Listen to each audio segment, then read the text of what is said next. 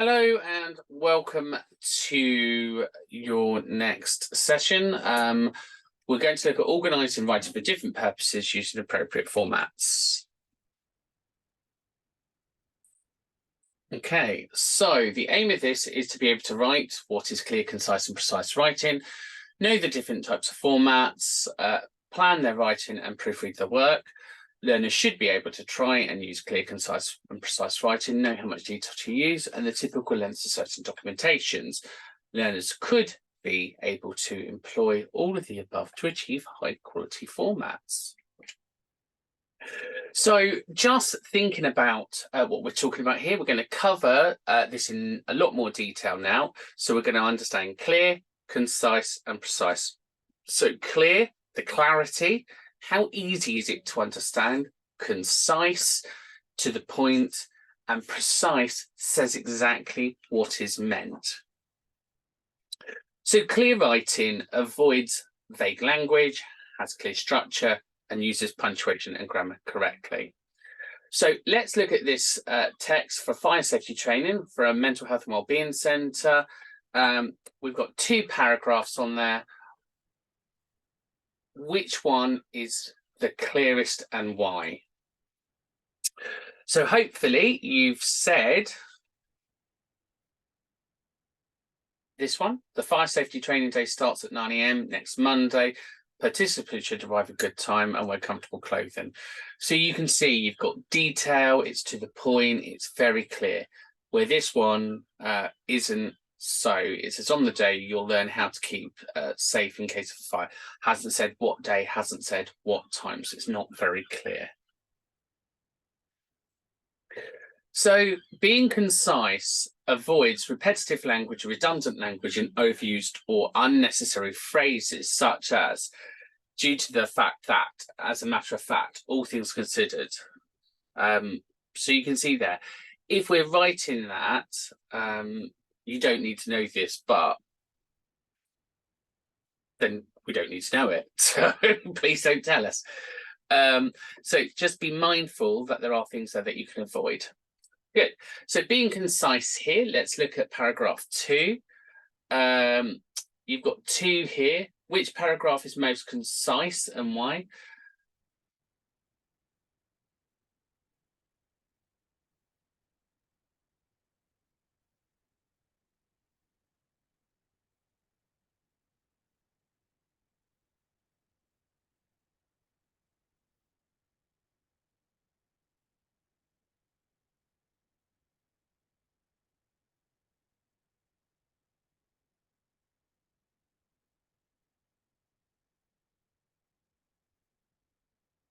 So I think both of them have reasonable comments. However, I think it's very clear, this one here. We do, a year, 12 months ago. We know a year is 12 months. We don't necessarily need you to write that. So the other one is concise. We don't need all of that detail in there. It's just not necessary. So now let's look at being precise writing. So this is about saying exactly what you mean. It's direct. You can use one word instead of a lengthy phrase. So here we can look at Amy made a well-researched, compelling presentation is better than Amy made a presentation that convinced a lot of staff and used a lot of research. Good. So let's look at these 2 and let's see which one we think is more precise. I think it's quite clear, isn't it? Just in the volume. So in my spare time, I like to go running. It's a good hobby for lots of reasons. Versus in my spare time, I like to go and get some decent exercise and go running. It's just so lengthy. It just doesn't need to be there. So precise writing is about getting exactly what you need to say in fewer words. And that's really important if you're doing an academic paper or if you're answering short written questions which have word counts on them, because your word counts limit on how much you can say. And the word counts are there for this exact reason, for you to be precise. Good. So what I want you to do now is I want you to come away from this video go into your Canvas and watch video 1 about writing different documents. Now, this is really important because in your exam, you are going to be asked to write one of the 7 formats of documents. You must know the layouts of each one and how to write them. And equally, keep a close eye out in the email. Good. So welcome back. We're now going to look at writing formats. There are 7 main formats of writing, which could be produced for your level 2 English assessment. So you're going to be asked to do one of these in the exam, either write a report, an article, an email, a letter, a review, an advert, or a manual. And you should know the layout for each one to understand how they go together. So before you start writing, it's useful for you to scan your brain for ideas. I call it a mind dump.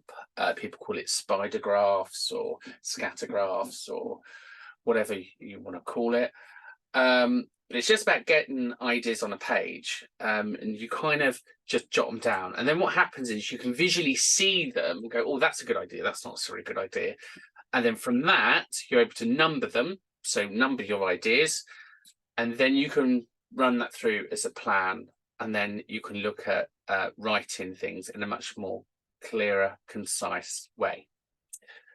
Decide on the purpose and the audience. So depending on which article, which thing you've got, you will need to then decide on the purpose and the audience. So is it going to be formal, informal? Are you going to do persuasive writing? Is it going to be descriptive? And then who is it for? Equally, you need to think about the formats. So with your format, just think about how you're going to lay it out and think about the detail and the length. So what needs to be covered? So if it's a complaint, what is the complaint? What are you hoping for the resolution? When did it take place? Who was there? If it's a report, what are you trying to cover? What's the evidence? Have you got some statistics? If it's a letter, have you put it in the right way? If it's an email, have you structured it well? Remember, you don't need a date on emails because emails are already state damped, etc.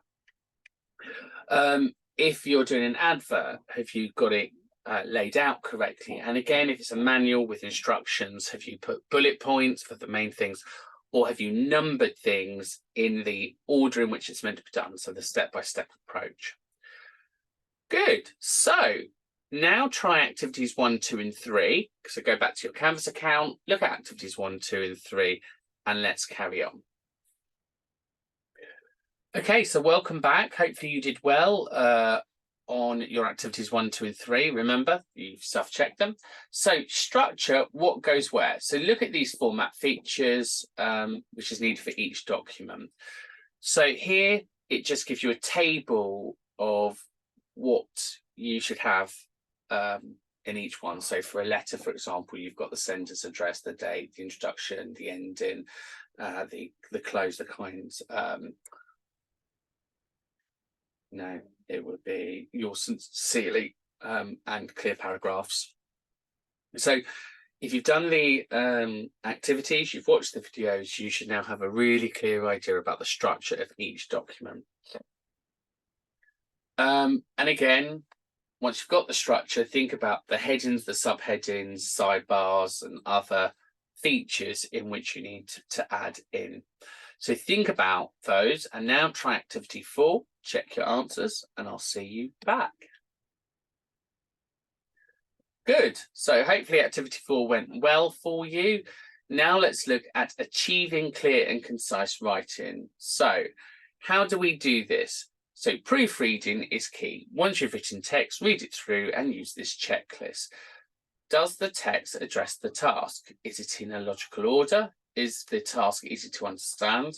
Is language precise and concise? Is any language redundant? Have you used those ridiculous phrases such as "you don't need to know this, but"? Do grammar, punctuation, speller add meaning? Is the document correctly formatted? Does it make sense if you read it aloud? So proofreading is a vital that you check and allow time at the end of your session for proofreading. So remember, the exam is 60 minutes long. You need to work through your work methodically and quickly, check your work for spelling, punctuation, and grammar for mistakes, scan your work quickly, Look for ways to improve it. So what you've written, it's okay to cross things out and rewrite them if you've got better words to replace them with. And you may think of extra detail to add whilst proofreading. It's a 60-minute test. Every minute counts. So now let's try resource 2. Good. So let's go to a quiz, see how we're doing. So what is clear writing? A, B, C, or D? Hopefully you've said D, and you'd be right. Which option best shortens this sentence? There were many factors that influenced her decision to become a mechanic. Hopefully you said A. She became a mechanic for many reasons. Good. Which of these phrases could improve the text? Sorry, start again. Which of these phrases could be removed from the text? All of them. A, B, and D are all correct. What does proofreading mean? Hopefully you said D. Check your work for errors. And that's fit for purpose. Good. Now let's try the quiz for formatting. Which of the following texts must have a headline? D. Wonderful. Articles and reports. You are writing a formal letter to Mr. Omar. What should the close be?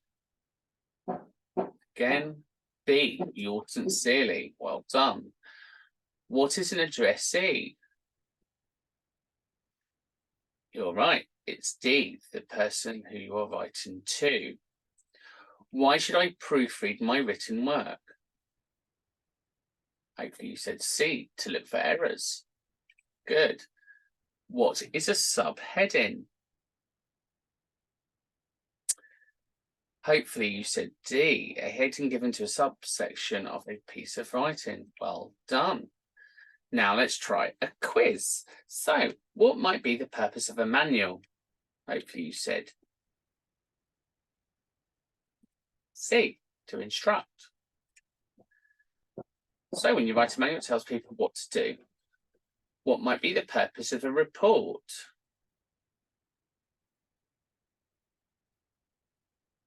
B. Good. So the purpose of the report is to describe and explain the situation, give figures, etc. Ignore that. That's not right. What might be the purpose of an advert? So is it to inform or explain, or persuade and inform? I think it's more E. Good. The advert is to persuade them to buy something normally. What might be the purpose of a letter? So when we think we write letters, it's normally to request something, or to persuade somebody, or to complain. Good. And how much detail would you expect to see in a report? A full introduction, the main body, and a conclusion, or all of it, of course. If you were to write an instruction on cooking an omelette, which details would not be essential? So when we think about it, we need the ingredients. They're normally bullet pointed. We would need the methodology, the step-by-step approach. They're normally numbered. And we would need cooking times and temperatures. Do we need a photo? It's helpful, but not necessarily a requirement. And a description of when to eat it, again, could be helpful, but not an essential. Good. What would you not expect to see in an advert for a guided tour of the Blue Mosque? So if we think about an advert, we would want to see how much it's going to cost, the opening times and the rules. We don't need to see the addressee because it is available for everyone. Why should you not put a date on an email? I've already said this earlier, because the computer does it automatically. Wonderful. So if you could now go to activity 4, try that out, download it, fill it in, have a look at your answers, do a bit of reflection, and we can come back and look at the aims and objectives. So by the end of this session, learners must be aware of what clear, concise, and precise is in writing. Know the different formats of different document types. Plan their writing and proofread their work. Learners should be able to try and use clear, concise, precise writing, know how much detail to use, and know the typical lengths. And learners could be able to employ all of the above to achieve a high clarity in document format. Congratulations, you've completed this module on conveying clear meanings for functional skills, or level 2 functional skills English. So don't forget, you can log in, you've got your session plan there, the PowerPoint there if you want to make any changes or just review the PowerPoint. You've got your videos there, you've got your activity worksheets there. So you're all good to go. I wish you all the best of luck, and I will see you in the next session, which is using different language and registers. See you all soon. Take care. Bye for now.